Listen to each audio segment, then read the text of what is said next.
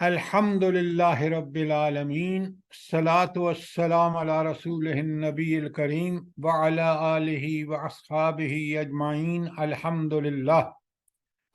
للہ الذی ہدانا لہذا وما کنا لنہتدی لولا ان ہدانا اللہ۔ رب اشرح لی صدری ویسر لی امری واحلل عقدۃ من لسانی یفقہوا قولی، آمین یا رب العالمین۔ آپ کو میں نے کل ہم نے نماز پہ بات کی، اس کا 9 پیجز کا ہینڈ آؤٹ میں نے آپ کو واٹس ایپ کر دیا ہے، وہ آپ کو مل گیا ہونا چاہیے اگر آپ ہماری میلنگ لسٹ پہ ہیں تو۔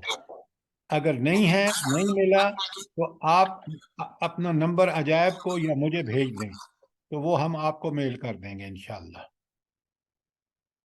تو نماز کا اس ہینڈ آؤٹ کو غور سے پڑھیے، پھر کوئی سوال ہوں تو مجھ سے سوال کیجئے، تاکہ نماز میں نے آپ کو بتایا ہے کہ عملی تربیت کا سب سے بڑا مؤثر کامیاب ترین طریقہ اقامت نماز ہے۔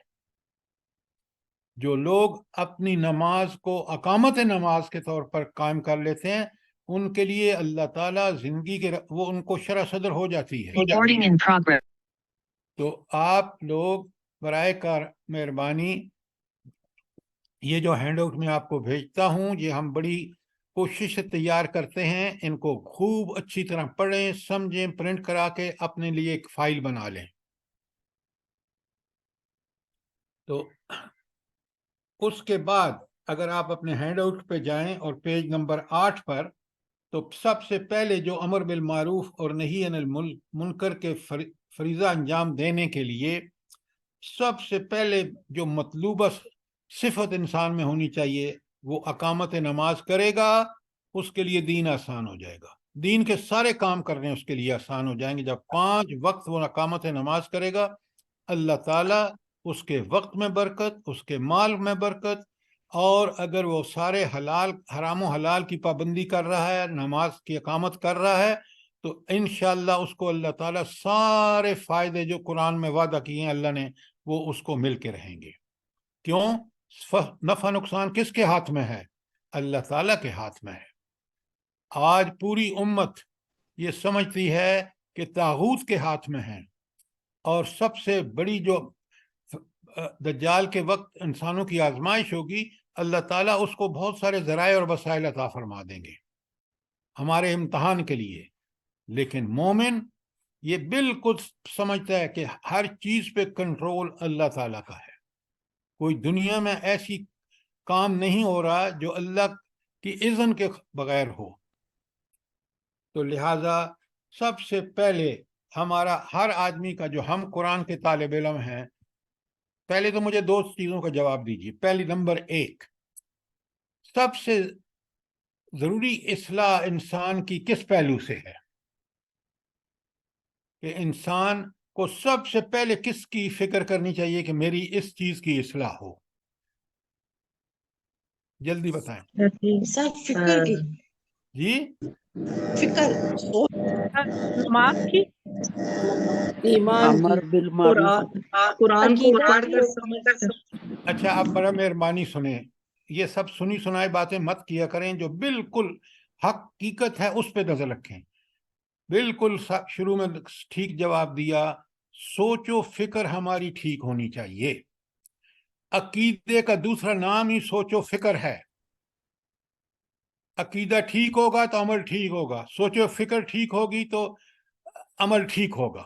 تو لہذا سب سے پہلے ہماری سوچ و فکر کہ دیکھیں نا، انسان کو جب یہ پتہ چل جاتا ہے میں دنیا میں کیوں آیا، میں کامیاب کب ہوں گا، ناکام کب ہوں گا، میرا انجام کب اچھا ہوگا، میرے تعلقات انسانوں سے کیسے ہوں، میرے تعلقات اللہ تعالیٰ سے کیسے ہوں، یہ سارے سوال ہیں جن کا جواب صرف عقیدہ دیتا ہے۔ اور عقیدہ سوچ و فکر کا نام ہے۔ سوچ و فکر ٹھیک ہوگی، عمل ٹھیک ہوگا۔ سوچ و فکر میں گڑبڑ ہوگی، عمل میں ضرور گڑبڑ ہوگی۔ اتنی بات سمجھ آ گئی آپ کو؟ اچھا، اب جب مجھے پتہ چل گیا کہ میرا سب سے پہلا کام اگر میں صحیح عمل کرنا چاہتا ہوں تو پہلے میں اپنے سوچ و فکر یا عقیدے و ایمانیات کو ٹھیک کروں۔ اچھا، ایمانیات میں بھی آپ کو دیکھیں، توحید ہے، رسالت ہے، آخرت ہے، ملائکہ ہیں، کتب ہیں، ان میں بھی سب سے اہم کون سی چیز ہے؟ اللہ پر ایمان. اللہ تعالیٰ پر ایمان. اس لیے کہ باقی ایمانیات جتنی بھی ہیں وہ ساری اسی سے برآمد ہوتی ہیں. اگر اللہ پر ایمان ہے تو پھر وہی اللہ ہم سے مطالبہ کرتے ہیں کہ تم میرے یوم حساب آخرت پر بھی ایمان لاؤ. اس اللہ نے جس طرح ہمیں ہدایت دینی ہے اس کا ذریعہ رسالت ہے، تو توحید ہی کا تقاضا ہے کہ رسالت پر ایمان لاؤ. کتابیں اللہ تعالیٰ نے نازل فرمائی ہیں، لہذا کتابوں پر بھی ایمان لانا توحید کا تقاضا ہے. ملائکہ پیغام لے کے آتے ہیں اللہ تعالیٰ کے انبیاء پر، اور دیگر ان کی ذمہ داریاں ہیں، وہ جب پوری کرتے ہیں تو یہ بھی اللہ کا حکم ہے. موبائل تو کھولے نا. جب یہ ترجیحات آپ کی سمجھ میں آ جائیں گی، آپ کو دین کا صحیح مزہ آئے گا. آپ بالکل ذہناً مطمئن ہو جائیں گے کہ طرز زندگی اگر کوئی ہے، مکمل ضابطہ ہے، تو اللہ کا دین اسلام ہے. سوال کریے اگر بات سمجھ میں نہیں آ رہی تو، لیکن اپنی ترجیحات کو ٹھیک کر لیجئے. یہ سنی سنائی ترجیحات نہیں، یہ بالکل قرآن کے مطابق بات ہے. اب آپ کا سوال یہ ہونا چاہیے کہ پھر اس عقیدے اور ایمانیات کو ٹھیک کرنے کا طریقہ کیا ہے؟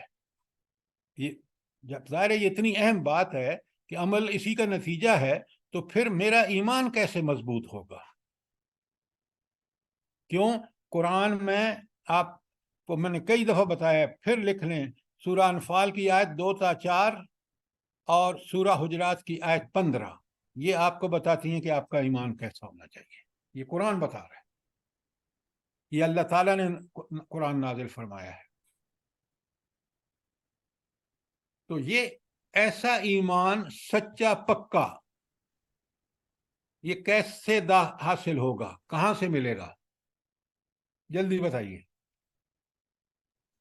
سر تلاوت آیات.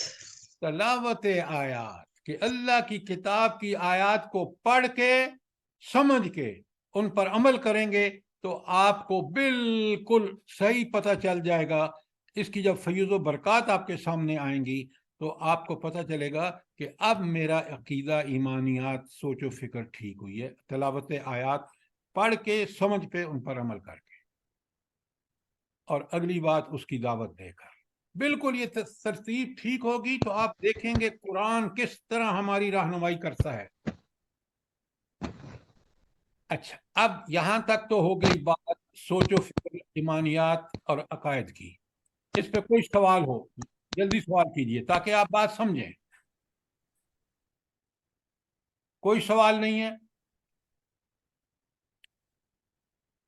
آئندہ میں جب سوال کروں تو جی. سر سوچو افکار ہمارے الحمدللہ ثم الحمدللہ کہ ٹھیک ہوں، لیکن حالات اور ماحول اگر ٹھیک نہ ہو تو ہمیں کیا کرنا چاہیے؟ کمال کی بات کرتے ہیں. نبی کریم صلی اللہ علیہ وآلہ وسلم کی زندگی دیکھیں. مکے میں کون سی تکلیف ہے، جو اذیت ہے جو آپ نے نہیں اٹھائی؟ قتل کے منصوبے آپ نے دیکھے. یہ حالات و واقعات آپ کے سامنے ہیں. مدینے میں جا کر اسلامی ریاست قائم ہوتی ہے، آپ حکمران بن جاتے ہیں، آپ اس سلطنت کے حکمران ہیں، آپ اس سلطنت کے کمانڈر ان چیف ہیں، آپ اس سلطنت کی عدالت کے چیف جسٹس ہیں. کون سا چاہیے آپ کو ماحول اور حالات کے جس میں عمل کرنا ہے؟ نبی کریم صلی اللہ علیہ وسلم کی زندگی میں سب کچھ نہیں ہے موجود. خود اللہ تعالیٰ کہتے ہیں لَقَدْ كَانَ لَكُمْ فِي رَسُولِ اللَّهِ أُسْوَةٌ حَسَنَةٌ، تمہارے لیے بہترین نمونہ کوئی بھی ہو، مزدور ہو، جج ہو، حکمران ہو، کچھ چیف جسٹس ہو، سب سے بہترین نمونہ اللہ نے نبی کریم صلی اللہ علیہ وسلم کی زندگی میں رکھا ہے. اب آپ کو بات سمجھ آئی ہے؟ جی سر جزاک اللہ. ہاں، لیکن یہ ترجیحات اس طرح سمجھیں جس طرح میں آپ کو سمجھا رہا ہوں. اچھا، اب فکری ایمانیات، فکر یا عقیدے پہ کوئی سوال ہو آپ کا، جلدی سے کریں فٹافٹ. سر ہم یہ پوائنٹ لکھ سکتے ہیں نا، اللہ پر ایمان کے تقاضے، آگے ہیڈنگ میں یا پوائنٹس میں ملائکہ پر ایمان، کتابوں پر، رسولوں پر، آخرت پر اور تقدیر پر۔ دیکھیں یہ سارے عقائد و ایمانیات ہیں، اور یہ کس سے ماخوذ، کس سے نکلتے ہیں؟ عقیدہ اللہ تعالیٰ اسلام۔ پر۔ پہلے یہ سمجھیں گے نا، لکھیں پہلے جب تک سمجھ نہ آئے لکھیں نہیں، خدا کے لیے۔ جی جب سر۔ غلط چیز لکھ لیتے ہیں آپ تو پھر اس کو، اچھا اب ہمیں کلیئر ہو گیا کہ سوچ و فکر کی درستگی سب سے پہلا انسان کا کام ہے۔ وہ کن سوالوں کا جواب دیتی ہے؟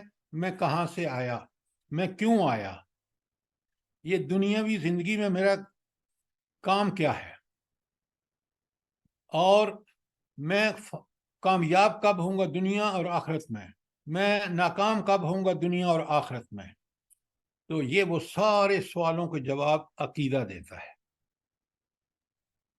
سر تلاوت آیات کو کس طرح کرنا چاہیے؟ جی تلاوت آیات کو کس طرح سے کرنا چاہیے؟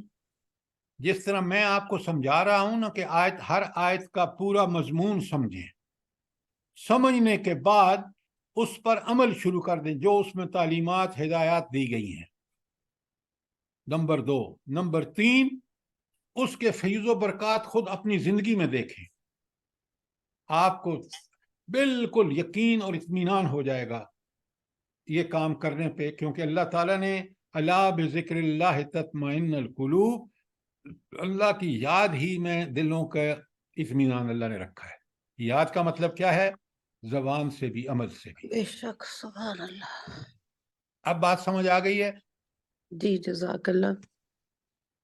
اچھا اب آگے چلتے ہیں۔ یہ تو سارا فکر سے تعلق تھا جو اب تک ہم نے سمجھا، میں نے آپ کو بتایا۔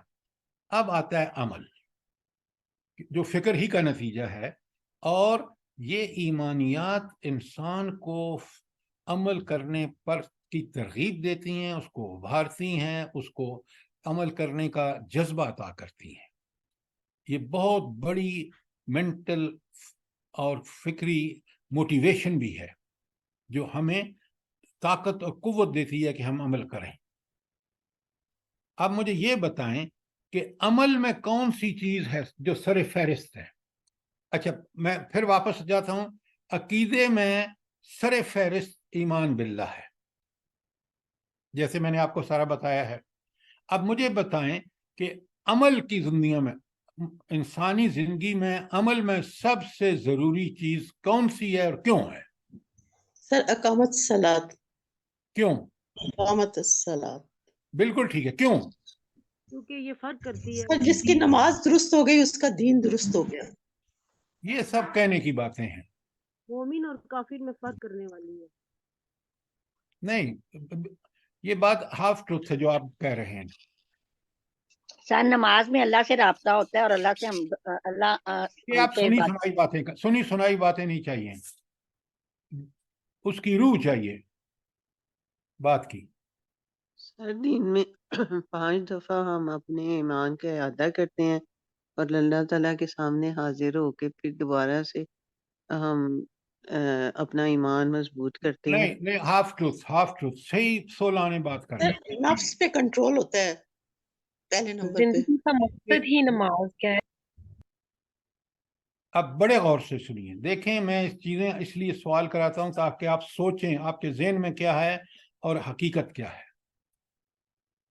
اقامت نماز کل میں نے لکھوایا ہے اور آج آپ کو میں نے بھیج دیا بمائے آیات کے، کہ اقامت نماز میں جو ظاہری اور باطنی آداب ہیں اس کے بارے میں نے ساری آپ کو آیات لکھ کے بھیجی، 9 پیجز کا، پڑھیں اس کو۔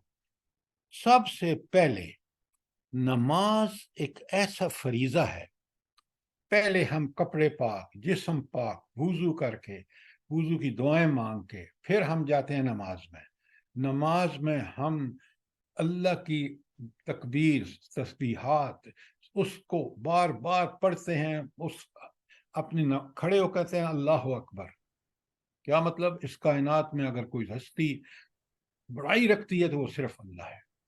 رکوع میں جاتے ہیں تو آپ کہتے ہیں سبحان ربی العظیم، اور آپ جھکے ہوئے تھے اور یہ الفاظ کہہ رہے ہوتے ہیں. آپ سجدے میں جاتے ہیں تو آپ کہتے ہیں سبحان ربی الاعلی. دیگر دعائیں یاد رکھیں. یہ نماز جب ہم پوری صحیح سمجھ کے پڑھتے ہیں، یہ نماز ہمیں وہ طاقت عطا کرتی ہے. یہ نماز ہمارے لیے ایسی طاقت، عملی طاقت ہمارے اندر ابھارتی ہے. اللہ سے جب دعائیں مانگتے ہیں ایاک نعبد و ایاک نستعین، تو پھر ہم پوری طرح اللہ کی تائید اور نصرت شامل ہو جاتی ہے اور دین پر عمل کرنا آسان ہو جاتا ہے. اور یہ روزانہ 5 وقت اگر آپ تہجد پڑھتے ہیں تو کیا کہنے. یہ ہے نماز. اقامت نماز ظاہری اور باطنی آداب کے ساتھ، جو میں نے ہینڈ آؤٹ آپ کو بھیجا اس کو پڑھیں. یہ ہم نمازیں صرف پڑھتے ہیں، اقامت نماز ہماری نہیں ہے، یاد رکھیں.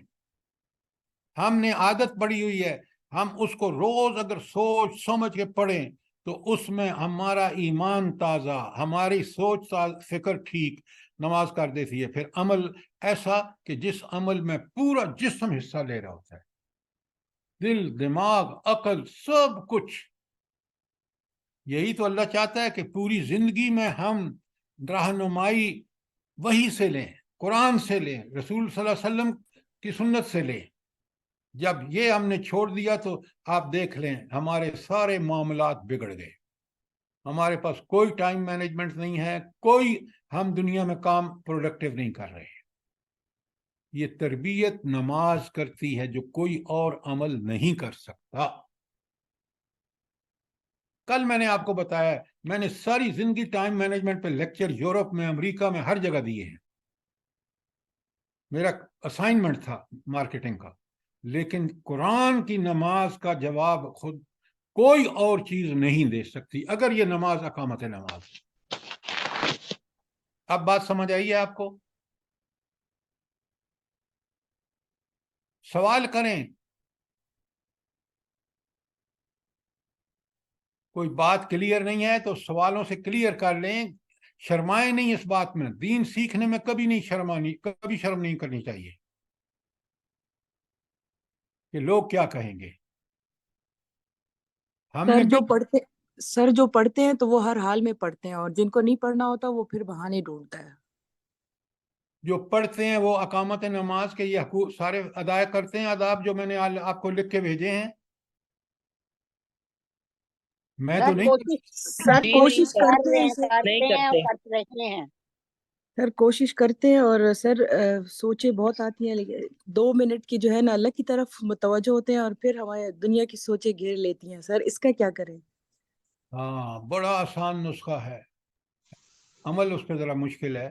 آسان یہ ہے کہ جو پڑھ رہے ہیں نماز میں، فاتحہ پڑھ رہے ہیں تو ایک ایک لفظ کو سمجھ کے پڑھیے، اسی کی طرف دھیان رکھیے. شیطان سب سے زیادہ ورغلاتا ہے آپ کو نماز میں. تو جو پڑھ رہے ہیں اس کو سمجھیں. نمبر 1، کتنے عظیم کلمات ہیں. واللہ اگر آپ سورہ فاتحہ کو سمجھ کے پڑھ رہے ہوں تو آپ دنیا مافیا سے غافل ہو کے صرف اللہ رب العالمین کی طرف آپ کی توجہ ہوگی، جو اس کی صفات کا بیان ہے، جو میری دعا ہے، اہدنا الصراط المستقیم صراط الذین انعمت علیہم. یہ کون ہے انعام یافتہ؟ میں نے بتایا ہے آپ کو.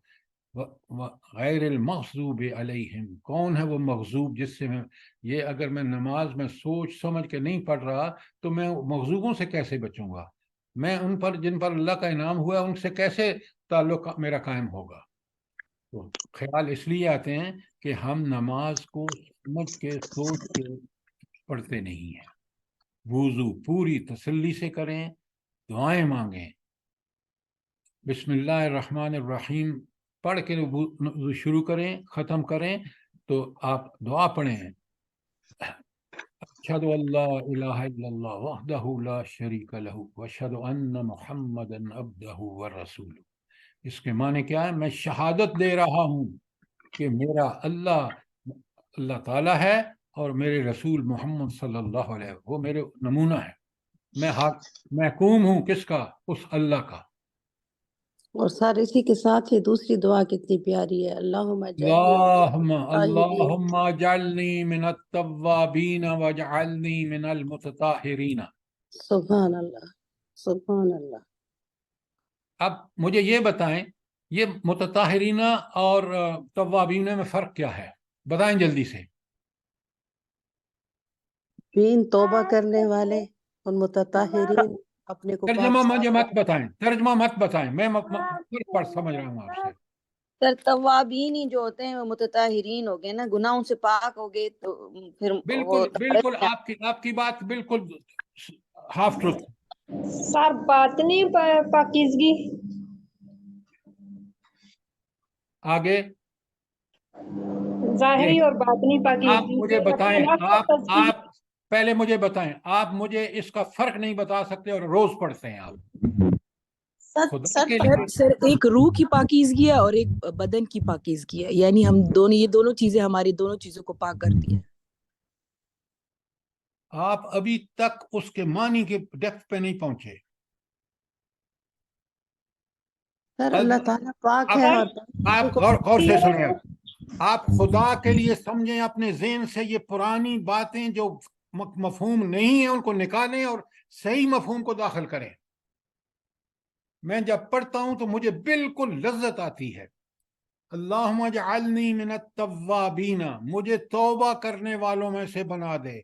توبہ آپ کے باطنی گناہوں کو، روح کی پاکیزگی جس کا آپ ذکر کر رہے ہیں، توبہ وہ کام کرتی ہے. تو پہلے میں اللہ سے اپنی روح کی پاکیزگی، توابین و متطہرین، اور ظاہری جتنی طہارت ہے، کپڑے، وضو، بدن، ہر چیز، جگہ نماز کی پاک.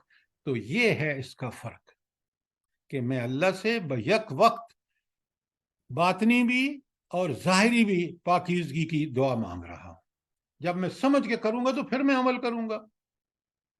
دعائیں آپ مانگ رہے ہیں، کبھی غور تو کریں ان پر کہ اللہ رب العالمین کی کتنی بڑی نعمت ہے یہ دعائیں.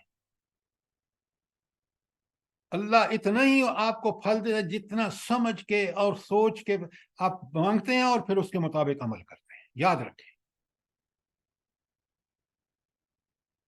سر السلام علیکم. میں بھی بالکل اسی طرح کرتا تھا، لیکن جب مجھے سمجھ آئی، جب میں سمجھ کے کرتا ہوں تو میری بالکل کیفیت دوسری ہوتی ہے. جی اب فرمائیں آپ. سر یہ ایک میرے پاس بک ہے، نماز سے کردار سازی، یہ یاسمین حمید صاحبہ کی ہے. بہت اچھی، اس میں نے بہت سے لوگوں کو دی ہے تو بہت فائدہ ہوا ہے ان کو نا. اس میں ہر پہلے ترجمہ لکھا ہوا ہے سارا، اذان کا بھی اور نماز کا بھی لفظی ترجمہ. بھائی نماز کی 20 کتابیں ہیں، ان کی کتاب یقیناً وہ خود بڑی مجاہدہ خاتون ہے، بالکل ٹھیک ہوگی. لیکن آپ خدا کے لیے کتاب سے زیادہ کتاب کا مٹیریل جو ہے اس کو سمجھیں. آپ نے تو مجھے نہیں بتایا کہ کیا فرق ہے توابین میں اور متطہرین میں، اور روز ہم مانگتے ہیں. اس لیے جب سمجھ کے کوئی عمل کیا جاتا ہے نا، پھر ہمارا سیرت و کردار میں تبدیلی آتی ہے. یہ یاد رکھیں. آج ہماری نمازیں ہم سمجھ کے نہیں پڑھتے، لہٰذا ہم کیا کرتے ہیں، ادھر نماز پڑھی، ادھر مسجد دکان پہ جا کے جھوٹ بولا. ادھر نماز پڑھی، بڑی داڑھی بھی رکھی ہوئی ہے، تسبیح بھی ہاتھ میں، سیٹ پہ بیٹھ کے جہاں جاب کر رہے ہیں وہاں غلط کاریاں شروع کر دی. ان الصلاۃ تنہی عن الفحشاء والمنکر، نماز تو روکتی ہے ان چیزوں سے. میری نماز اگر مجھے روک نہیں رہی تو کس کام کی ہے یہ نماز؟ غور سے سوچیں کہ ہمارے اندر کمزوریاں کیا ہیں. قرآن کھول کھول کے بتاتا ہے. ہم ان کا علاج جو قرآن نے بتایا، جو نبی کریم صلی اللہ علیہ وسلم نے، اس کے مطابق کریں.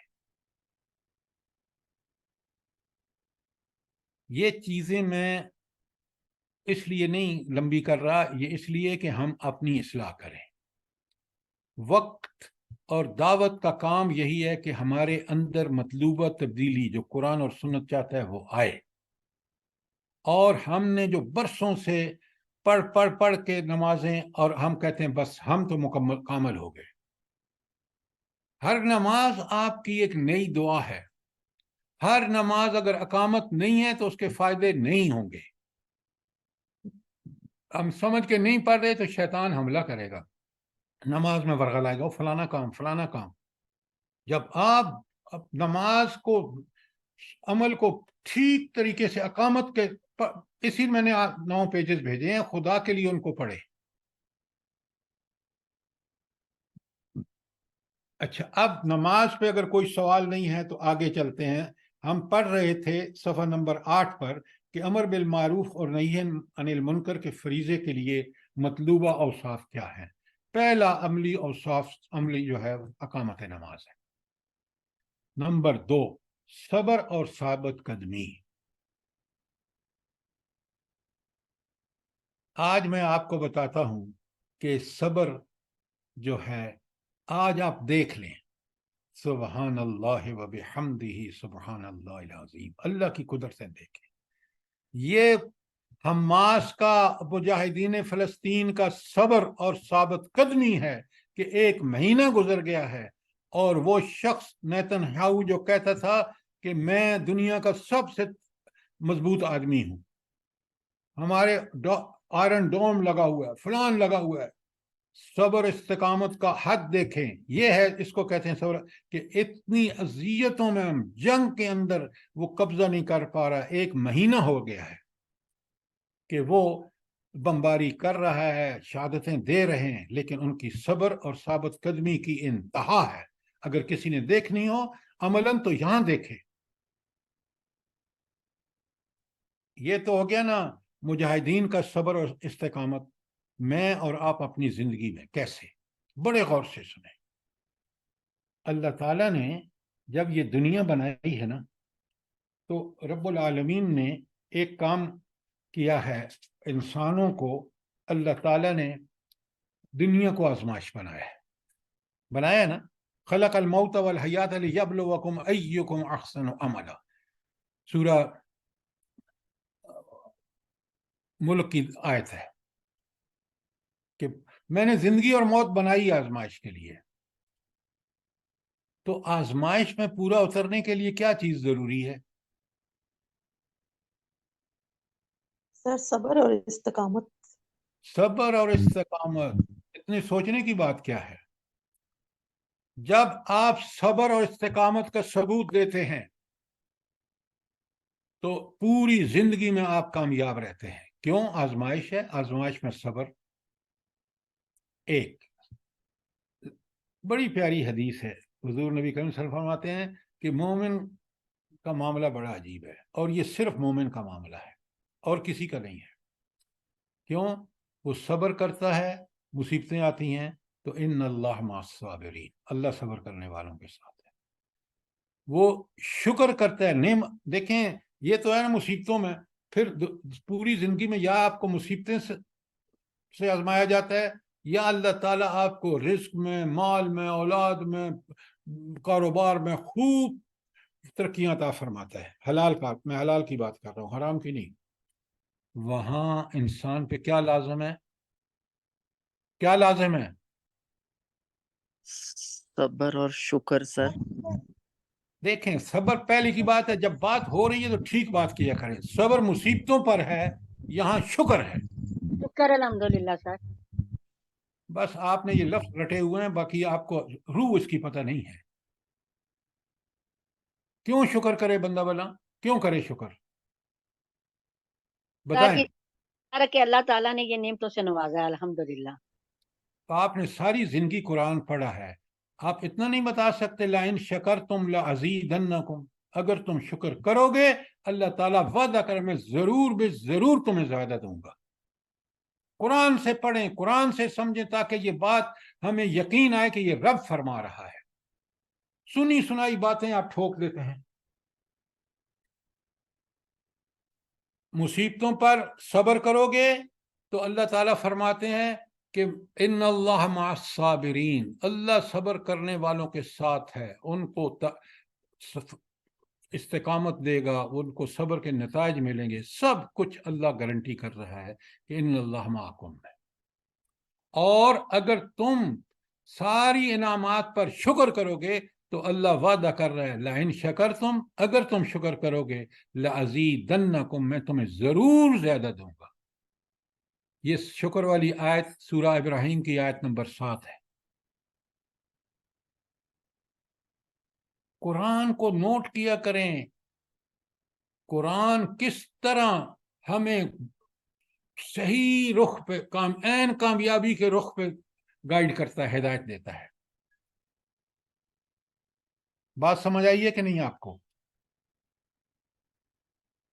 جی جی سر، جزاک اللہ.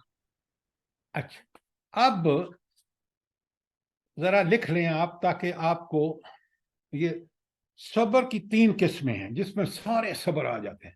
صبر بڑا آپ دیکھیں کتابوں میں تفسیروں میں لکھا ہوا ہے، لیکن یہ کمال کیا ہے.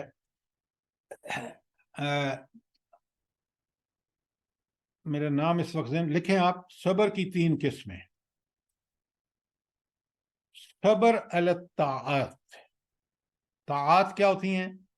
اللہ کے احکامات پر عمل کرنے میں، اس کی اطاعت کرنے میں صبر درکار ہے. مثلا ابھی تہجد کی نماز ہے، رات اتنی لمبی ہے، اگر آپ میں صبر نہ ہو کہ آپ نے عین تہجد کے وقت اٹھ جانا ہے، پھر آپ نے ٹھیک وضو کرنا ہے، ٹھیک سمجھ کے اللہ آپ کے سامنے ہے. اللہ خود فرماتے کہ میں آسمان دنیا پہ نزول فرماتا ہوں. تو اطاعت، کوئی اطاعت کرنے میں، کوئی نیک عمل کرنے میں صبر درکار ہے. اس کو کہتے ہیں صبر علی الطاعات. اردو میں کہیں گے ڈٹنا. ڈٹنا کو سمجھتے نا کہ بس مشکل میں ڈٹ جانا.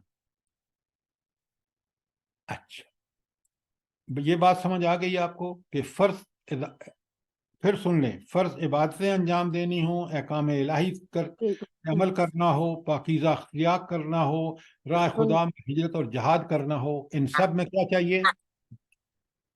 کیا چاہیے؟ صبر. صبر اطاعت. سر یہ لفظ کیسے لکھیں گے؟ ذرا سی ڈکٹیشن بتا دیں.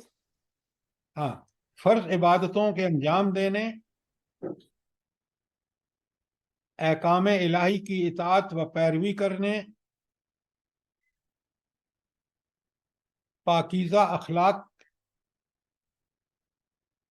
اچھا، اب آپ ایسا کریں کہ یہ میں آپ کو بھیج دوں گا واٹس ایپ پہ. اب آپ سمجھیں، جو میں سمجھا رہا ہوں سمجھنا سب سے ضروری ہے. کتابوں میں لکھا ہوا ہے، لیکن جب ہم سمجھتے نہیں ہیں تو کتاب کا کیا فائدہ ہے ہمیں؟ تو صبر میں نے آپ کا بتایا، میں یہ دونوں پیجز آپ کو بھیج دوں گا صبر کے بارے میں. صبر یہ ہے کہ ہم فرض عبادتیں ٹھیک ٹھیک کریں، اس کے لیے صبر چاہیے. احکام الہی کی پیروی میں صبر کرنا ہوگا آپ کو، برائیوں سے بچنے میں صبر کرنا ہوگا، وہ بعد کی بات ہے. یہ ہے صبر علی الطاعات. دوسرا ہے، اور اس کو اردو میں کہتے ہیں ڈٹنا، ڈٹ جانا. اور تیسرا ہے صبر عن المعاصی، گناہوں سے بچنے میں صبر کرنا. صبر عن المعاصی، گناہوں سے بچنے میں صبر کرنا. اردو میں اس کو کیا کہیں گے؟ رکنا. پہلا ڈٹنا تھا، یہ رکنا ہے. ڈٹنا نیکی کرنے پر اور رکنا گناہوں سے بچنے پر.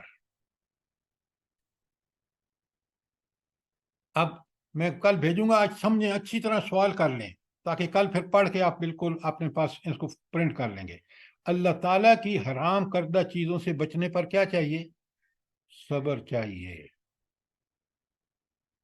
برائی کو چھوڑنے اور پاکیزہ زندگی اختیار کرنے کے لیے کیا چاہیے؟ کیا چاہیے؟ سر صبر چاہیے. صبر چاہیے. گناہوں کی ترغیبات کے مقابلہ کرنے کے لیے کیا چاہیے؟ صبر.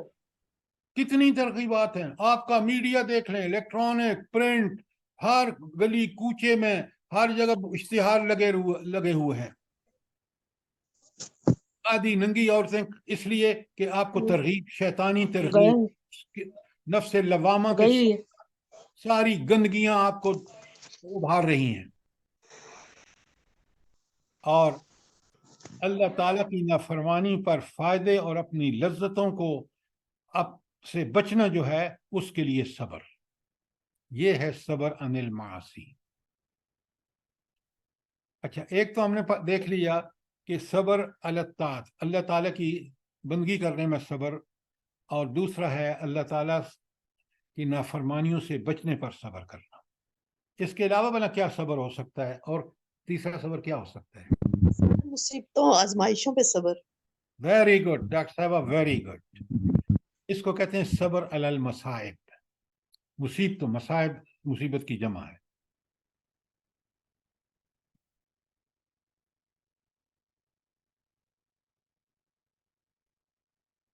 اچھا، اب مصیبتیں کیا ہے؟ کبھی تنگ دستی، بیماری، تکلیف، کوئی مر گیا، کوئی آفت آ گئی، تو اس پر صبر کرنا صبر علی المصائب ہے.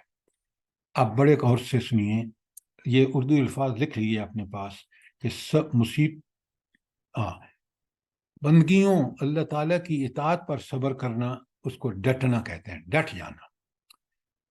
مصیبتوں سے ساری گناہوں سے بچنے پر صبر کرنے کو رکنا کہتے ہیں، رک جانا. اور صبر علی المصائب، مصیبتوں پر صبر کرنے کو کیا کہیں گے؟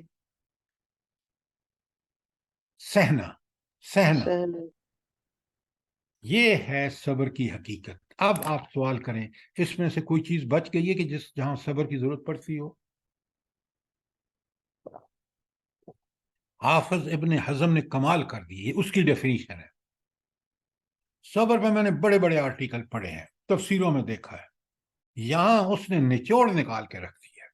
صبر 3 چیز: اطاعت میں، گناہوں سے بچنے میں، مصیبتوں پر. اچھا، اگر آپ سے یہ پوچھے بندہ کوئی کہ قرآن میں صبر کی تاکید کیوں آئی ہے اور کہاں زیادہ آئی ہے؟ آپ طالب علم ہیں نا قرآن کے، بتائیں. سر سورۃ اثر میں آئیے، سورہ والعصر ان الانسان لفی خسر الا الذین آمنوا وعملوا الصالحات وتواصوا بالحق وتواصوا بالصبر. آپ نے ایک بات کی ہے. وَلَنَبْلُوَنَّكُمْ. آپ میری بات سنیں، میری بات سنیں. یہ آپ ایک یہ ساری صبر کے بارے میں 100% ٹھیک آیت ہے. میرا سوال یہ ہے کہ صبر کی اہمیت آپ دیکھنا چاہیں تو نبی کریم صلی اللہ علیہ وسلم کو قرآن کی ابتدائی صورتوں میں بار بار صبر کی تلقین ہے. کیوں؟ جو کام کرنے جا رہے تھے وہ مصیبتوں پر صبر اپنی جگہ، اطاعت پر صبر اپنی جگہ، اور گناہوں سے دور رہنے کے صبر، سب چیزیں وہاں موجود ہیں. کیونکہ اسلام دعوت اسی بات کی دے رہا ہے، سب اطاعت اور منیحات سے رک جانا. جب یہ کام کریں گے تو مصائب آپ کے پاس آئیں گے. تو نبی کریم صلی اللہ علیہ وسلم کو سورہ مزمل بڑی ابتدائی صورتوں میں سے ہے. وَاصْبِرْ عَلَىٰ مَا يَقُولُونَ. اللہ اکبر. کاش آپ اس کو ذرا اس پرسپیکٹو میں پڑھیں نا کہ صبر تو ڈے 1 سے شروع ہو گیا نبی کریم صلی اللہ علیہ وسلم کے پاس. فَاصْبِرْ عَلَىٰ مَا يَقُولُونَ. صبر کرو جو یہ کہتے ہیں. وَاحْجُرْهُمْ حَجْرًا جَمِيلًا. ان سے بڑے خوبصورت طریقے سے الگ ہو جاؤ، کام کرو اپنا. یہ ہے صبر. سورہ مدثر بالکل ابتدائی. وَلِرَبِّكَ فَاصْبِرْ. صبر کر کس کے لیے؟ اپنے رب کے لیے، اس کے حکم سے، اس کی رضا کے لیے. کاش ہم سمجھ کے پڑھیں، پھر آپ کو صبر کرنے میں مزہ آئے گا. سر یہ جو کہتے ہیں کوئی بھی مشکل آئے، تکلیف آئے تو انا للہ و انا الیہ راجعون پڑھیں. صرف پڑھے نہیں، اس کی روح کے ساتھ پڑھے جی کہ میرا اللہ مجھے اس مشکل میں ڈال رہا ہے، میں اسی کی طرف رجوع کر رہا ہوں، اسی سے مدد مانگ رہا ہوں. یہ پڑھنا سے دیکھیں، صرف پڑھنا کوئی مطلب نہیں جب تک وہ پڑھ کے اس کا اثر ہمارے دل و دماغ پر، وہ اس وقت ہوگا جب ہم اس کو سمجھ کے پڑھیں گے اور اس کے مطابق عمل کریں. جب اس کی فیض و برکات آئیں گی تو ہم سامنے نظر آئے گا کہ یہ واقعی اللہ تعالیٰ نے حق فرمایا ہے. اچھا، کل میں نے آپ کو بھیج دیا ہے جو وہ تھا، اور آج میں آپ کو صبر پہ 2 پیجز صرف بھیج رہا ہوں. اب آیتیں آپ خود پڑھیں گے، میں 2 آیتیں آپ کے سامنے پڑھوں گا کہ صبر اور ثابت قدمی کے حوالے سے. کمال ہے. کاش ہم قرآن کو سمجھ کے پڑھیں. آپ یقین مانیں یہ جب نبی کریم صلی اللہ علیہ وآلہ وسلم قیامت کے دن ہمارے خلاف دعویٰ دائر کریں گے نا ربانی عدالت میں، ان قوم اتخذوا ھذا القرآن مہجورا، اس قوم نے قرآن کو نشانہ تضحیک سمجھا، پڑھ پڑھ کے پڑھتے رہے، نہ سمجھا نہ اس پر عمل کیا۔ یہ ہمارا حال ہے، اکثریت کا حال ہے، پڑھتے ہی نہیں ہیں، اگر پڑھتے ہیں تو سمجھتے نہیں ہیں، ثواب کے لیے پڑھتے ہیں۔ قرآن کتاب ہدایت ہے، ہدایت اس وقت ملے گی جب پڑھ کے سمجھ کے اس کی روح کے مطابق عمل کریں گے۔ صبر پہ کوئی سوال ہو، کوئی چیز کلیئر نہ ہو تو پوچھیں، ورنہ کل میں نے نماز پہ بھیجا، آج آپ کو صبر میں مل رہا ہے۔ جی کوئی سوال؟ سر رات کو میں ایک ویڈیو دیکھ رہی تھی، اس میں یہودی خاتون تھی اور بری طرح رو کے وہ نا فلسطینیوں کی ایمان کی بات بتا رہی تھی، کہہ رہی تھی اتنی خوبصورتی سے انہوں نے اللہ کی محبت ان کے دلوں میں رچی بسی ہے کہ انہوں نے آپ بار دیکھیں، بار بچے آپ یہ اللہ مجھے قربان بالکل، کر۔ میں آپ سے ایگری کرتا ہوں، یہ ہمارے ایمان میں اضافہ ہوتا ہے۔ آپ اس وقت توجہ دیجئے صبر کی طرف اور صبر کے بارے میں سوال کیجئے، کیونکہ آپ یہ واقعات بالکل ہمارے ایمان کو تازہ کرتے ہیں، ایمان کو اتنا ہی تازہ کرتے ہیں جتنی صبر کی اہمیت ہمیں قرآن و سنت سے پتہ ہوتی ہے۔ وہ فلسطینی عورت، اس کا ایمان ایسا ہے کہ وہ اس ایمان کی وجہ سے لذت آ رہی ہے، اس کو اس مصیبت میں بھی تکلیف اپنی جگہ ہے، لیکن اس کو رب کا قرب محسوس ہو رہا ہے۔ اس کو نہیں سمجھتے آپ۔ واقعات پڑھ پڑھ کے ہم پڑھتے ہیں، واقعات کا ایک مقصد ہوتا ہے، اس مقصد کو بھی سمجھتے ہیں ہم۔ سر جی ہماری اپنی زندگی میں اتنے واقعات ہو جاتے ہیں جس پر اللہ تعالیٰ ہمیں آزما رہا ہوتا ہے، تو وہ ایک قرآن ہی ہے جس کی وجہ سے ہمیں جب ہم آیت پڑھتے ہیں والذین اذا اصابتهم مصیبہ قالوا انا للہ و انا الیہ راجعون، تو وہ یہ چیزیں بہت زیادہ صبر کرنے کی جرات پیدا کرتی ہیں انسان۔ بالکل آپ نے ٹھیک کہا۔ آج آپ دیکھیں ہزاروں کی تعداد میں بچے، عورتیں، وہ جب انا للہ و انا الیہ راجعون کہتے ہیں، سمجھ کے ان کو سکون مل جاتا ہے اس اذیت کے باوجود۔ یہ اللہ کا کرم ہے۔ آپ نے بالکل ٹھیک کہا کہ ہم اپنی زندگی میں دیکھ سکتے ہیں، جب ہمارے عزیز انتقال کر جاتے ہیں، والدین مر جاتے ہیں، ہم اس وقت انا للہ و انا الیہ راجعون پڑھتے ہیں اپنے پوری معنی کے ساتھ، تو اللہ تعالی ہمیں ایک سکون دے دیتے ہیں کہ یہ رشتہ اللہ کے حکم سے ہم سے الگ ہوا ہے۔ اب ہمارا کام یہ ہے کہ ہم ان کی آخرت کے مراحل کے لیے دعا بھی کریں اور دوا بھی کریں۔ دعا کیا ہے؟ رب ارحمہما کما ربیانی صغیرا۔ دعا کیا ہے؟ میں اپنا ہر عمل ایسا کروں کہ اس کا اجر بھی ان کو پہنچے۔ یہ ہے وہ چیز جو مجھے بالکل سکون دے دیتی ہے۔ سر جی ایک اس بات پہ بھی آپ تھوڑی سی روشنی ڈالیں کہ ہم مشکلات میں تو صبر کرتے ہیں، لیکن جب خوشحالی یا خوشی آتی ہے تو صبر کا دامن چھوٹ جاتا ہے، اور ان چیزوں پہ ہمارا کبھی خیال ہی نہیں جاتا کہ یہاں پہ بھی ہمیں صبر کرنا چاہیے۔ ہمیں شکر کرنا چاہیے وہاں، وہ شکر کا لفظ زیادہ ٹھیک ہے، صبر تو اپنی جگہ ہے، لیکن جب نعمتیں ملیں تو پھر ان کو میں نے 3 مرحلے بتا چکا ہوں آپ کو۔ آپ اصل میں پرانے کھرچ کے آپ نکالتے نہیں ہیں کہ بس ثواب کی کتاب ہے۔ قرآن عمل کی کتاب ہے اور اس پہ اجر کا وعدہ ہے اللہ تعالیٰ کا۔ شکر یہ ہے کہ میں دل سے اپنے دل میں اس بات کا اعتراف کروں کہ رب العالمین کتنا کرم ہے تیرا، کتنے فضل ہیں تیرے، اور اگر آج ایک مصیبت آ گئی ہے، مشکل آ گئی ہے، تو وہ صرف میری آزمائش ہے، اور میں اس میں پورا اتروں گا تو آپ کی طرف سے مجھے سکینت ملے گی، مجھے اس کے فیض و برکات کا پتہ چلے گا۔ بات کو سمجھیں تو صحیح۔ سر جی یہ ایک ہمارے معاشرے میں یہ کہ جس کو اگر کوئی اللہ تعالیٰ صبر اس کو دے دیتا ہے، اور وہ جیسے کسی کا کوئی پیارا چھن گیا ہو تو وہ اس طرح واویلا نہیں کرتا، تو پھر وہاں پہ ہمارے معاشرے میں اس چیز کو برا سمجھا جاتا ہے۔ لوگ کہتے ہیں دیکھو یہ کتنا بے حس ہے، مطلب وہ چاہتے ہیں کہ وہ اسی طرح جہلوں کی طرح کرے گا تو تب ہی اس کا آپ وہ کیا محبت بات کر رہے ہیں؟ آپ اللہ کو راضی کر رہے ہیں یا بندوں کو راضی کر رہے ہیں؟ یہ کیا بات ہوئی کہ لوگ یہ کہتے ہیں اور بھائی ہمیں تو دیکھنا ہے اللہ رب العالمین اور اس کا رسول کیا کہتا ہے. اگر آپ لوگوں کی پرواہ ہے آپ کو تو پھر تو آپ دنیا دار ہیں.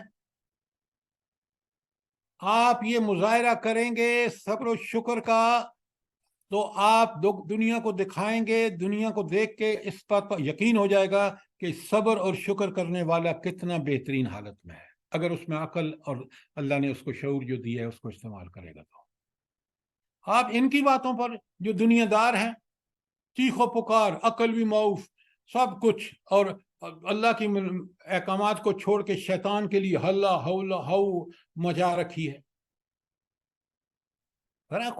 یہ بات کرتے ہوئے خود سوچا کریں کہ لوگ یہ کہتے ہیں, لوگ یہ کہتے ہیں, بھئی اللہ اور اس کے رسول کیا کہتے ہیں, برحق وہ ہے یا یہ ہے؟ سر اللہ کی بندگی جی ایک کرنے میں بات کر صبر, یہ سکتی ہوں؟ بتا دیں ذرا اس کے بارے میں. جی سر اللہ کی بندگی کرنے میں صبر, یہ اس کی تھوڑی سی پوائنٹ بتائیں تاکہ یاد دہانی ہو جائے.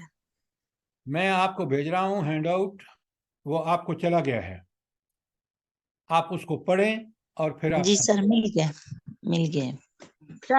سر یہ واقعی یہ بات ہے کہ صبر کرنے سے نا خاندانی جھگڑے جو ہو رہے ہوتے ہیں نا, تو ایک بندہ صبر کر لے تو پھر اتنے خاندانی جھگڑے ختم ہو جاتے ہیں, خود بخود ختم ہو جاتے ہیں. اتنی اللہ تعالیٰ نے اس میں اگر اللہ کے لیے کریں گے تو بڑی برکتیں رکھی ہیں, یہ ان میں سے ایک برکت ہے جو آپ بتائیں. سر جی ایک بات کر سکتی ہوں؟ جی حکم. سر جی میرے 2008 میں میرے والد صاحب فوت ہوئے, تو ہم نے خاندان بھی ایسے ہی تھا کہ وہ پورے 40ویں اور اس طرح کا, ہم نے صرف 3 دن کیا تو انہوں نے کہا کہ مر گیا مردود, نہ فاتحہ نہ درود. انہیں تو باپ کا ایک مرنے کا غم نہیں, انہوں نے شکر کیا کہ اس سے جان چھوٹی ہے, لیکن ہم نے ان کی کوئی پرواہ نہیں کی. سارے بہن بھائیوں نے, تو اللہ کا شکر ہے وقت گزر گیا, لیکن اللہ کی شاید رضا حاصل ہو جائے. آپ نے ایک سنت پر عمل کیا, اللہ تعالیٰ آپ کو ان مشکل حالات میں, یہ جو بات آپ کہہ رہے ہیں نا, یہ آج بھی کہتے ہیں, یہ جو بدعتی ہیں نا, مر گئے مردود نہ فاتحہ نہ درود, یہ آج بھی کہتے ہیں, کہتے رہیں گے. کیوں کہ باطل پرست جو ہے وہ ان چیزوں کا اشارہ لیتے ہیں. ہمیں رضا چاہیے اللہ کی.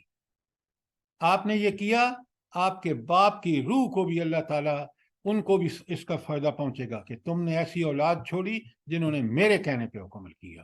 آپ نے عمل کیا, اللہ تعالیٰ آپ کو آخرت میں اس کا اجر دے گا. کہنے والے آپ کے سامنے وہاں ذلیل ہوں گے, جو اللہ اور اس کے رسول. سر یہ کہنے والے بھی نا پھر آہستہ آہستہ اسی طرح کرنا شروع کر دیتے ہیں. یہ ہم نے آزما کے دیکھ لیا ہے اپنے خاندان میں. اب جنہوں نے ہمیں بہت برا بلا کہا, وہ خود اسی طرح کر رہے ہیں جس طرح. سر میں ایک بات کہنا چاہتی ہوں. آپ ثابت قدمی اختیار کریں گے نا, اللہ تعالیٰ دوسروں کے دل میں حق بٹھا دے گا, جن کو حق. سر جی میری بات ہے, میں بات کہنا چاہتی ہوں. سر جی کسی کو دی ہوئی رقم واپس نہ کرے تو وہ پھر کیا کریں ہم؟ دیکھیں یہ سوال ٹھیک نہیں ہے. آپ نہیں دے رہا, آپ صبر کریں, اس کو جائز طریقوں سے جو بھی کہہ سکتے ہیں کہلوا سکتے ہیں کہیں. نہیں دیتا, آپ صبر کریں. قیامت کے دن آپ کو اللہ کے لیے صبر کریں, لیکن قیامت کے دن آپ کو اجر ملے گا, وہ ذلیل و رسوا ہوگا. بالکل بہت بڑی رقم ہے تو انہوں نے لے کے ادھار تو مکر گئے ہیں, نہیں دینی ہی نہیں کہتے. آپ نے اس سے لکھوایا تھا دین دیتے وقت, کہیں لکھا گواہ رکھے تھے؟ بتائیں نا مجھے. ہم قرآن کے خلاف حرکتیں خود کرتے ہیں, جب پھنستے ہیں تو پھر ہمیں اللہ یاد آتا ہے. اللہ کہتا ہے جب بھی قرض دو تحریر کر لو, گواہ رکھ لو. آج وہ اس لیے مکر رہے ہیں کہ آپ نے ان چیزوں کی خلاف ورزی کی ہے. وہ باہر تھا نا انگلینڈ میں, تو پھر بس ہمارے سے غلطی یہ ہوگی, ہم نے نہیں سائن کروائے. چلیں, اب غلطی کی ہے تو اس کو برداشت کریں. اچھا, اب ہمارے پاس دوسرا صفت جو ہے وہ ہے صبر اور ثابت قدمی. میں نے آپ کو ایکسپلین بھی کر دی ہے, اور اس کا ہینڈ آؤٹ بھی آپ کو پہنچ گیا ہے. پہلا نماز تھا, دوسرا صبر. اب دیکھیں اسی ترتیب سے یہ چیزیں ہمارے اندر ہوں گی تو ہم اقامت دین, امر بالمعروف نہی عن المنکر, اعلیٰ کلمت اللہ کرنے کا حق ادا کریں گے جب یہ صفات اپنے اندر. دو پہلی ہو گئی ہیں, نماز بھی ہو گیا, صبر بھی ہو گیا. اس پہ کوئی سوال ہے تو پوچھیں. تیسری چیز جو ہے تقوی. اچھا, اس کو پتہ نہیں, میں میرے سمجھ میں نہیں آتا کہ ہم اتنا ہلکا اس لفظ کو کیوں لے رہے ہیں تقوی. اچھا تقوی کی مجھے صحیح ڈیفینیشن بتائیں. تقوی قرآن میں کئی معنوں میں آیا ہے, صحیح ڈیفینیشن کیا ہے تقوی کی جو میرے دل میں ہوتا, ذہن میں ہو, سمجھ میں ہوتا کہ وہ تقوی میں اختیار کرتے ہوئے اللہ کے احکامات پہ چل سکوں. سر آپ نے بتایا تھا برائیوں سے بچنا اور نیکیوں میں سبقت کرنا, یہ تقوی ہے. بالکل آپ نے ٹھیک کہا, لیکن اس سے بھی پہلے سنیں, یہ دل کی ایک کیفیت کا نام ہے, دل کی ایک حالت کا نام ہے کہ جس میں آپ کو نیکی انتہائی محبوب اور برائی انتہائی مکروہ لگتی ہے. یہ دل کی کیفیت ہو تو پھر آپ برائیوں سے بچیں گے اور نیکیاں کریں گے. بڑے غور سے سمجھیے بات. دیکھیں آپ سوال کیا کریں کہ تم یہ بات کیوں کہہ رہے ہو, میں اس کی دلیل قرآن سے دوں گا آپ کو, اپنی میری کوئی دلیل نہیں ہے. تو دل کی اگر یہ کیفیت آپ کی ہو جائے کہ آپ دل میں برائی کو کہ اس کو کروں گا تو میں جہنم کی آگ میں اللہ تعالیٰ پھینکیں گا, اور نیکی سے بچوں گا تو مجھے اللہ کی رضا حاصل ہوگی. میں نیکی برائی کروں گا, معاشرہ پلیت ہوگا, اس کے لیے پتہ نہیں گھر میرا پلیت ہوگا, پتہ نہیں کیا کیا ناپاکیاں آئیں گی. یہ کیفیت دل کی ہو تو پھر آپ کے اندر برائی سے بچنے اور نیکی کرنے کا عمل جاری ہوگا. سر جی ایک سوال جی کہ جیسے آپ یہ بتا رہے ہیں اسی تقوی کے لحاظ سے کہ کسی کا ہمارے ایک استاد تھے, وہ بتاتے تھے کہ اللہ تعالیٰ ہمارے حواسوں پہ چھایا ہوا ہونا چاہیے. کیا یہ بات درست ہے؟ اگر ہم نے حواس اللہ تعالیٰ کی اس کی نورانیت سے, اس کی ہدایت سے منور ہیں تو ٹھیک ہے. اگر ہمارے حواس پہ قبضہ شیطان کا ہے تو پھر اللہ کا قبضہ کیسے ہو گیا؟ ہم برائیاں کر رہے ہیں, ہم ہر قسم کے گندے کام کر رہے ہیں, تو ہمارے حواس تو کس کے کنٹرول میں, شیطان کے ہیں اللہ کے؟ جی سر نہیں, وہ تقوی کے لحاظ سے کہ جس میں تقوی ہے تو وہ اس کو ساتھ ایسی کنڈیشن ہونی چاہیے. اچھا نہیں, حواس سے زیادہ جو میں آپ کو آسان بتا رہا ہوں کہ میرے دل کے اندر حواس سارے نہیں ہیں, یہاں معاملہ دل کا ہے. ہدایت بھی دل میں ہے, ایمان بھی دل میں ہے. بات کو بالکل سمپل لاجیکل رکھیں تو دل اگر میرا اس بات پہ ڈٹ چکا ہے اور میں دل کا میرا احساس ہے کہ برائی انتہائی بری چیز ہے, جو دنیا میں بھی اس کے برے اثرات ہیں, آخرت میں بھی. نیکی دنیا میں فیض و برکات ہیں اور آخرت میں جنت ہے. یہ جب میرے دل میں ہوگا تو میں, یہ تقوی ہے. یہ آسان ہے جو آپ کی ڈیفینیشن آسان ہے. حواس میں تو 5 حواس خمسہ ہے. جی سر میں پوچھ رہی ہوں آپ سے کہ نہیں, یہ درست ہے یا نہیں. اب آپ مجھے بتائیں نا, ایک میں نے آپ کو بتائی ہے, ایک وہ آپ کے پاس ہے, تو جی کون جی سی؟ سر یہ بالکل درست ہے, آپ والی بالکل صحیح ہے. ہاں سمپل, ٹھیک ہے. اچھا اب یہ کیفیت دیکھیں نا آپ, بلا آپ کا اگلا سوال کیا ہونا چاہیے؟ اگر میں آپ کی جگہ ہوتا تو میں کیا سوال کرتا, بتائیں. بتائیں نا, جو میں نے بات کہی ہے اس پہ کیا سوال آپ پوچھ سکتے ہیں. آپ یہ سوال کرتے کہ کیسے پیدا ہو سکتا ہے. ہاں یہ ہوئی نا بات. یہ تقوی آئے گا کہاں سے کہ دل اس بات پہ ٹھک جائے کہ برائی نہیں کرنی, نیکی کرنی ہے. یہ صرف اور صرف قرآن کو سمجھنے, پڑھ کر سمجھنے, اس پر عمل کرنے میں آئے گا. تقوی کس کا ثمرہ ہے؟ ایمان کا ثمرہ ہے. ایمان میں نے پہلے بتایا آپ کو, تلاوت آیات سے ایمان پکا ہوتا ہے. کیوں؟ سورہ انفال میں اللہ تعالیٰ فرماتے ہیں کہ اذا تلیت علیہم آیاتہ زادتہم ایمانا. تو جب سمجھ کے تلاوت آیات کرتے ہیں ایمان بڑھ جاتا ہے. جب ایمان بڑھتا ہے تو تقوی آٹومیٹیکلی بڑھتا ہے. ایمان کم ہوتا ہے تو تقوی کم ہوتا ہے. تقوی اور ایمان کا ریلیشن شپ یہی ہے. تقوی بڑھتا چلا جاتا ہے جب آپ کا ایمان. کون سی بتائیے آپ نے, آیت نمبر اور سورت بتا دیں سر, یہ بھی جو آپ نے آیت. جی سورہ ہاں سورہ انفال کی آیت نمبر 2 وَإِذَا تُلِيَتْ عَلَيْهِمْ آيَاتُهُ زَادَتْهُمْ ایمانا.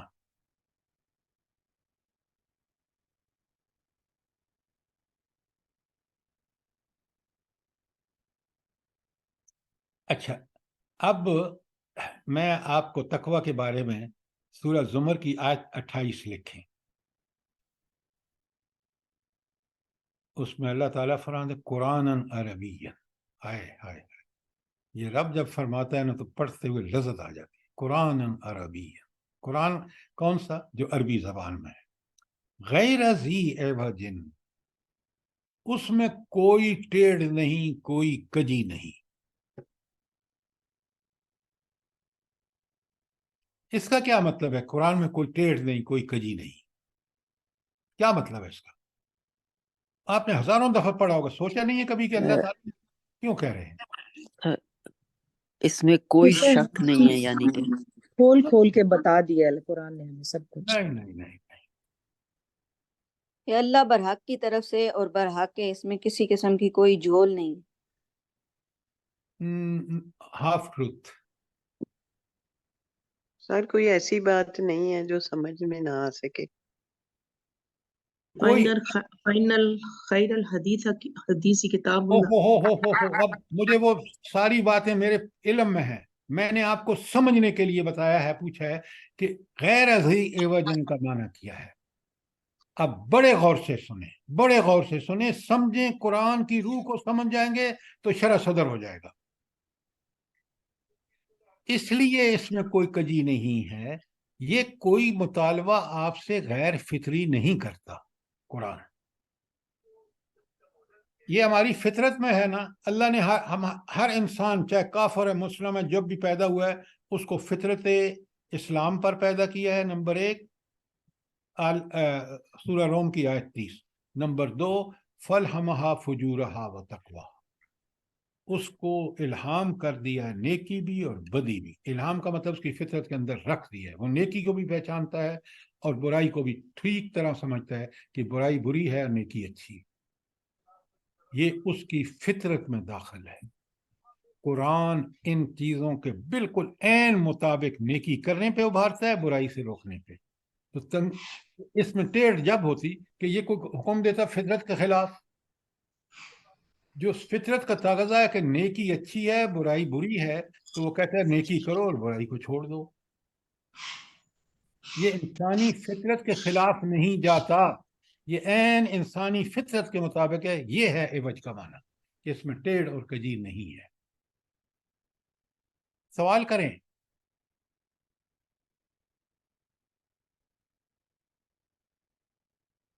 اچھا اگر یہ سنیں، اب آیت پہ واپس چلے. قرآن عربی غیر ذی عوج، عربی قرآن جس میں کوئی کجی نہیں ہے. میں نے کجی کا معنی بتایا. لعلہم یتقون، تاکہ وہ تقوی اختیار کریں. تو تقوی کہاں سے ملے گا؟ قرآن سے ملے گا جو غیر ذی عوج ہے. تو یہ ہے تقوی اور ایمان کا تعلق. اب یہ تو تھی نا سورہ زمر کی آیت 28. اب لکھیں سورہ محمد کی آیت 17.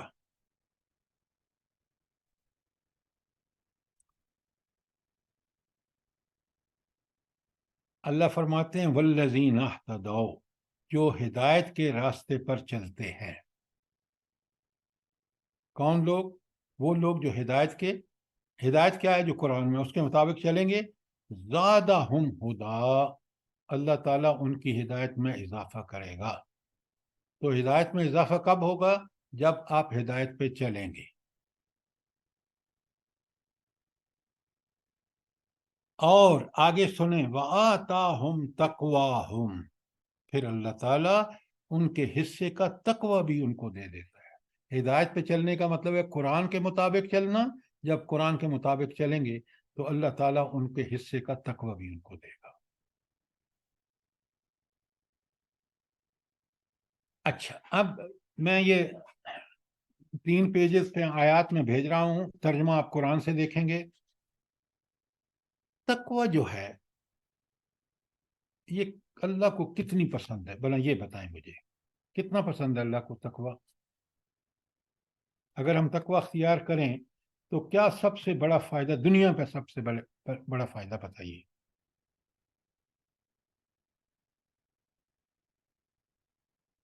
بتائیں نا۔ سر تقوی اختیار کرنے سے صبر و استقامت آ جاتی ہے۔ یہ دیکھیں، آپ مجھے، میں نے 1000 دفعہ آپ سے کہا ہے خدا کے لیے قرآن سے بات کیجئے۔ یہ جرنل باتیں جو ہیں یہ آپ کو کبھی فائدہ نہیں دیتی، یہ جرنل ہی رہتی ہے۔ سر جی یصلح لکم اعمالکم ویغفر لکم ذنوبکم۔ تقوی کہاں ہے بیچ میں؟ یہ سر آیت تو پیچھے جو کچھ آیت، پیچھے آیت سورہ آل عمران کی آخری آیت ہے نا، یا ایھا الذین آمنوا اصبروا وصابروا ورابطوا واتقوا اللہ لعلکم تفلحون۔ یہ ہوئی نا بات، یہ ہوئی نا بات۔ فلاح پانے کے لیے ساری باتوں کا ذکر ہے اور تقوی اس کے اندر شامل ہے۔ اب میں آپ کو بڑی من آسان، یتق اللہ یجعل لہ فرقانا، اللہ تعالیٰ اس کو حق و باطل کی کسوٹی عطا کر دے گا، حق کیا ہے اور باطل کیا ہے۔ وَمَن يَتَّقِ اللَّهَ يَجْعَلْهُ، ہاں ایک منٹ، سورہ اس میں آپ جائیں، فرقان، طلاق۔ نہیں سورہ طلاق طلاق، کا بالکل بالکل بالکل۔ اللہ فرماتے ہیں وَمَن يَتَّقِ اللَّهَ يَجْعَل لَّهُ مَخْرَجًا، آیتیں آ رہی ہیں آپ کے پاس۔ تو اللہ مشکلوں سے نکلنے کی راہ پیدا فرمائے گا۔ کب پیدا فرمائے گا مشکلوں سے آسان ہونے کی راہ؟ جب تک وہ اختیار جب تقوی اختیار کریں گے۔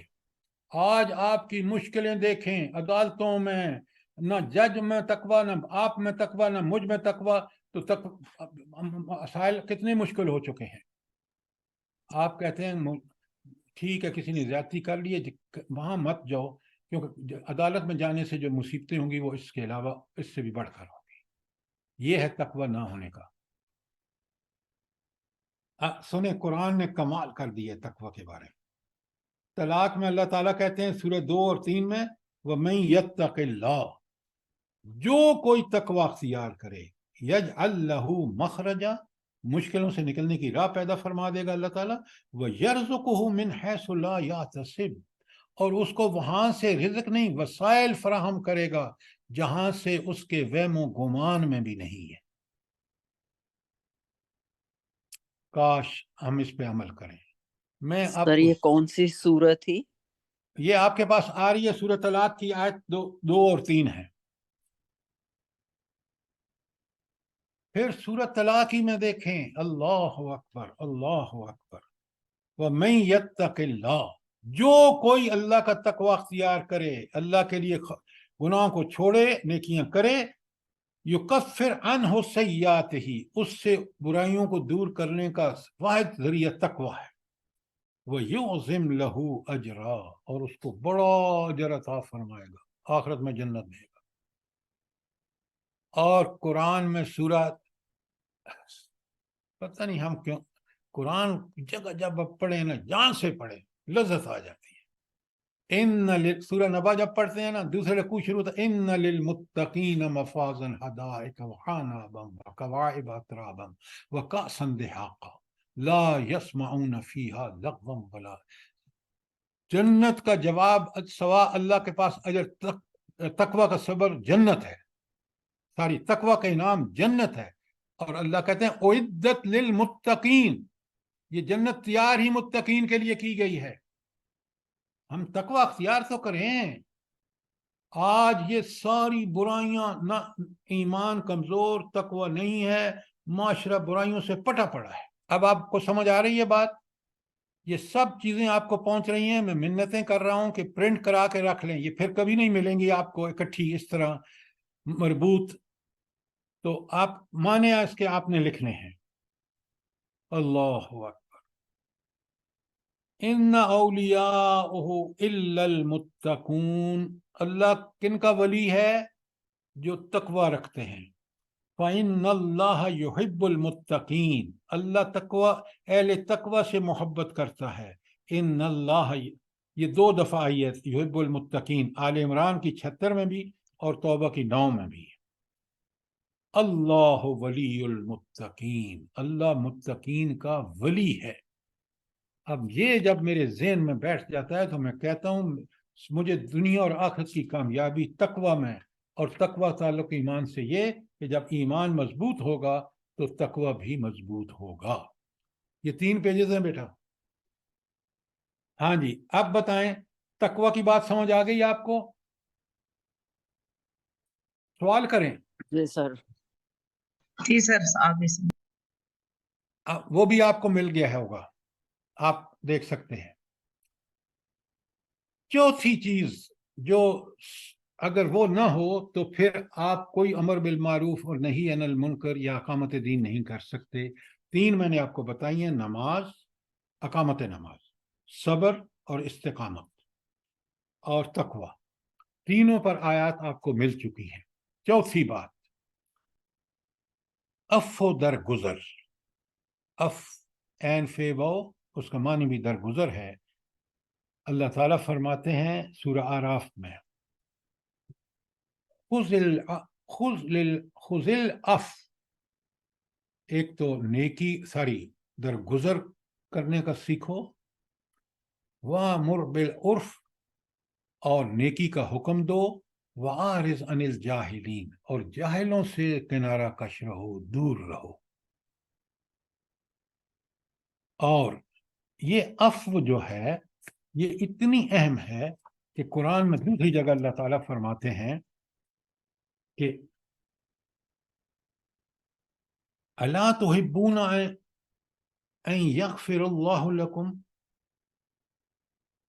کیا تم یہ نہیں چاہتے کہ اللہ تمہیں معاف کرتے؟ یقیناً میں اور آپ چاہتے ہیں کہ ہمارے سے غلطیاں ہوئیں، ورنہ سرزد ہوئے، کچھ جانے میں کچھ انجانے میں، ہم نے توبہ بھی کی، لیکن جب تک اللہ معاف نہیں کرے گا تو معافی نہیں ملے گی۔ اس لیے کہا گیا خذ العفو۔ کیوں؟ اگر یہ خود آپ لوگوں کو درگزر اور معاف کریں گے تو اللہ فرماتے ہیں واللہ غفور الرحیم، نور کی 22 میں، اللہ بڑا بخشنے اور رحم کرنے والا ہے کن لوگوں پر؟ جو عفو و درگزر سے کام لیتے ہیں۔ سر یہ بہت مشکل کام ہے، دعا کریں اس پہ اللہ ہمیں قائم رکھے۔ بالکل آپ نے ٹھیک کہا، انہی مشکلوں پر تو جنت جیسا انعام ہے، ایسا بے مثال اور لازوال انعام صرف انہی مشکلات پر ہے۔ یہی ہماری آزمائش ہے دنیا میں، اس کو بالکل چھوڑے نہیں۔ اور اف پہ 2 آیتیں اور پڑھتا ہوں، آل عمران کی 159۔ خود حضور نبی کریم صلی اللہ علیہ وآلہ وسلم سے اللہ تعالیٰ فرماتے ہیں یہ جو آپ اتنے دنیا میں اپنے صحابہ اور صحابیات کو عزیز ہیں اور آپ دنیا میں مثال ہیں، یہ عفو درگزر کی ایک وجہ ہے۔ فَبِمَا رَحْمَتِكَ مِنَ اللَّهِ لِنْتَ لَهُمْ، یہ اللہ کی رحمت ہے کہ آپ ان پر لیے بڑے نرم خو ثابت ہوئے۔ وَلَوْ كُنْتَ فَظًّا غَلِيظًا الْقَلْبِ، اگر آپ سخت دل ہوتے، لَانْفَضُّوا مِنْ حَوْلِكَ، تو یہ آپ سے بھاگ جاتے، آپ کے دل سے چھٹ جاتے۔ یہ جھرمٹ کیوں ہے؟ فَاعْفُ عَنْهُمْ، ان کو معاف کر۔ یہ نبی کریم صلی اللہ علیہ وسلم کو اللہ کہہ رہے ہیں، وَاسْتَغْفِرْ لَهُمْ، ان کے لیے مغفرت مانگ۔ وَشَاوِرْهُمْ فِي الْأَمْرِ، ان کو اپنے معاملات میں ان کی مشورے لو ان سے۔ کن معاملات میں؟ جس میں وحی کا حکم نہیں آیا، ورنہ وحی کا حکم کے بعد مشورے کی کوئی ضرورت نہیں ہے۔ فَإِذَا عَزَمْتَ، اور جب تو عزم کر لے، کسی کام کرنے کا ارادہ کر لے، فَتَوَكَّلْ عَلَى اللَّهِ، پھر توکل کس پہ کر؟ اسباب استعمال کر، لیکن توکل اسباب پہ نہیں، کس پہ؟ اللہ پر۔ ان اللہ یحب المتوکلین، اللہ تعالیٰ صرف ان لوگوں کو پسند محبت کرتا ہے جو توکل کرتے ہیں۔ مجاہدین افغانستان نے توکل کیا، انہوں نے دنیا کی سپر پاور، اس کے سارے حاشیہ برداروں کو شکست دی۔ اللہ تعالیٰ نے یہ توکل دیا ہے مجاہدین فلسطین کو، اللہ ان کو توکل کو اور مضبوط کرے۔ 1 مہینے سے کافر پورا ایڑی چوٹی کا زور لگا رہا ہے۔ اللہ ان کو فتح اور نصرت دے، مجاہدین کو اللہ ذلیل کرے، ان کافروں کو اور ان یورپ کو اور اس امریکہ کو جو اس کی پشت پر کھڑے یہ ظلم کو تسلسل دے رہے ہیں۔ آمین ثم آمین. آمین ثم آمین. آمین ثم آمین. اچھا، اور سورہ بقرہ کی آیت 237 میں اللہ فرماتے ہیں وَإِن تَعْفُوا، اور اگر تم معاف اور درگزر کرو، اقرب للتقویٰ، یہ تقوی کے زیادہ قریب ہے. کسی کو معاف کر دینا اللہ کے لیے یہ تقوی ہے. زور نوٹ کیجئے، وَلَا تَنْسَوُا الْفَضْلَ بَيْنَكُمْ، اور اپنے درمیان فضل کو مت بھولو کہ دوسروں کے ساتھ احسان کا رویہ اختیار کرو. ان اللہ بما تعملون بصیر، جو کچھ بھی تم دنیا میں کر رہے ہو اللہ اس کو ٹھیک ٹھیک دیکھ رہا ہے. تو یہ تھا چوتھی شرط ہے عفو درگزر. پہلے 3 کی میں نے آیتیں بھجوا دی ہیں ساری آپ کو ہینڈ آؤٹ، اور عفو درگزر پہ 4 آیتیں ہیں. ایک تو اعراف کی 199، نور کی 22، آل عمران کی 159 اور بقرہ کی 237. دو سر رہ جی گئے. اگر جی سر جی اگر ہم معافی مانگتے ہیں اور اگلا معاف نہ کرے تو اس کے لیے کیا حکم ہے؟ آپ نے اللہ کے حکم کے مطابق معافی مانگ لی، اور آپ نے بالکل قرآن و سنت کے مطابق، اب اگر وہ معاف نہیں کرتا تو آپ نے حق ادا کر دیا، اس کو ٹھیک ٹھیک حق ادا کرنے کے سینس میں کریں، باقی اللہ پہ چھوڑ دیں اور اللہ سے امید رکھیں. رب میں نے آپ کے کہنے پر معافی مانگی تھی، اب اس نے نہیں دی، مجھے آپ معاف کر سکتے ہیں، آپ مجھے معاف کر دیں. وہ معاف کرے گا انشاءاللہ اگر آپ نے معافی کا اس سے حق ادا کر دیا ہے. ٹھیک ہو گیا؟ جی سر جزاک اللہ. آج ٹائم ختم ہو گیا ہے، بلکہ زیادہ ہو گیا ہے. انشاءاللہ کل ہم اگلے 2 جو شرطیں ہیں یا 2 خصوصیات ہیں، امر بالمعروف اور نہی عن المنکر یا اقامت دین کا فرق، وہ ہم پڑھیں گے اور ہم اپنے اندر یہ ساری پیدا کریں گے جو میں نے آپ کو بھیجے ہیں. پڑھ کے کل پھر سوال کر سکتے ہیں آپ ان کے بارے میں. تو انشاءاللہ کل اس کو کنٹینیو کریں گے. اللہ تعالیٰ مجھے بھی اور آپ کو عمل کرنے کی توفیق دے، کیونکہ ایمان اور عمل کی بنیاد پر ہی فیصلے ہوں گے. اور آمین سر. ایمان مضبوط ہو تو پھر وہ عمل کرنے پر بھی انسان کو استقامت ملتی ہے. جب عمل کرتا ہے تو ایمان مزید مضبوط ہوتا ہے، مزید ایمان سے پھر وہ فریضہ اقامت دین کرنے کے قابل اور امر بالمعروف اور نہی عن المنکر کرنے کے قابل ہو جاتا ہے. اللہ تعالی ہمیں وہ ایمان عطا فرمائے اور وہ عمل عطا فرمائے جو ہمیں جنت میں لے جائے.